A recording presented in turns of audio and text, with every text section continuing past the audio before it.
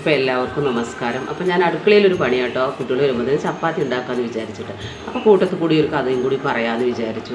അതായത് ഞാൻ പറയാൻ പോണത് ചാണകത്തെ കുറിച്ചിട്ടാണ്, ചാണകത്തിൻ്റെ മഹാത്മ്യം. അപ്പോൾ ഇത് മഹാഭാരതത്തിൽ യുധിഷ്ഠിരൻ ഭീഷ്മരോട് ചോദിക്കുന്ന ഒരു സന്ദർഭമാണ്. എന്താണ് ഈ പശുക്കളുടെ മലത്തിനും മൂത്രത്തിനൊക്കെ ഇത്ര പ്രത്യേകത, അതിന് ഇത്ര പരിശുദ്ധി കൊടുത്തിട്ടുള്ളത് എന്താണ്? അപ്പോൾ ഒരു കഥ പറഞ്ഞു കൊടുക്കുകയാണ് ഭീഷ്മർ.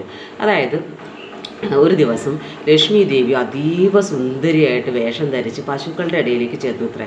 അപ്പോൾ ഇത്രയും സുന്ദരിയായിട്ടുള്ള ദേവിയെ കണ്ടപ്പോൾ പശുക്കൾ ചോദിച്ചത്രേ, ദേവി നീ ആരാണ്, എവിടുന്നാണ് വരുന്നത്, എങ്ങോട്ടാണ് പോകുന്നതെന്ന് ചോദിച്ചപ്പോൾ ദേവി പറഞ്ഞു, ഞാൻ ലക്ഷ്മിയാണ്, ഞാൻ നിങ്ങളുടെ ഇടയിൽ താമസിക്കാൻ വേണ്ടി വന്നതാണ്. അപ്പോൾ ഞാനാണ് ഈ ലോകത്തുള്ള സകലതിനും ഐശ്വര്യവും സമ്പത്തും എല്ലാ സന്തോഷമൊക്കെ കൊടുക്കുന്നത് ഞാനാണ്. അപ്പോൾ എന്താ പറയുക, എനിക്ക് നിങ്ങളുടെ ഇടയിൽ ഇരിക്കണം എന്നുള്ള ആഗ്രഹം കൊണ്ടാണ് നിങ്ങളടുത്ത് വന്നതെന്ന്.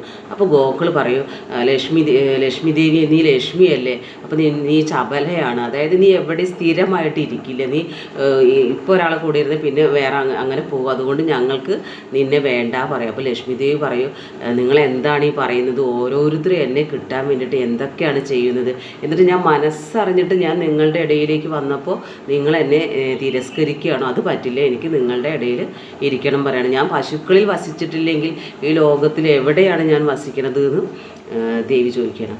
അപ്പോൾ ഗോക്കളെല്ലാവരും കൂടി ആലോചിച്ചിട്ട് പറയും, ഞങ്ങളുടെ ശരീരത്തിലെ എല്ലാ ഭാഗവും പരിശുദ്ധമാണ്, അതുകൊണ്ട് ദേവി ഞങ്ങളുടെ മലത്തിലും മൂത്രത്തിലും വസിച്ചുകൊള്ളു പറയും.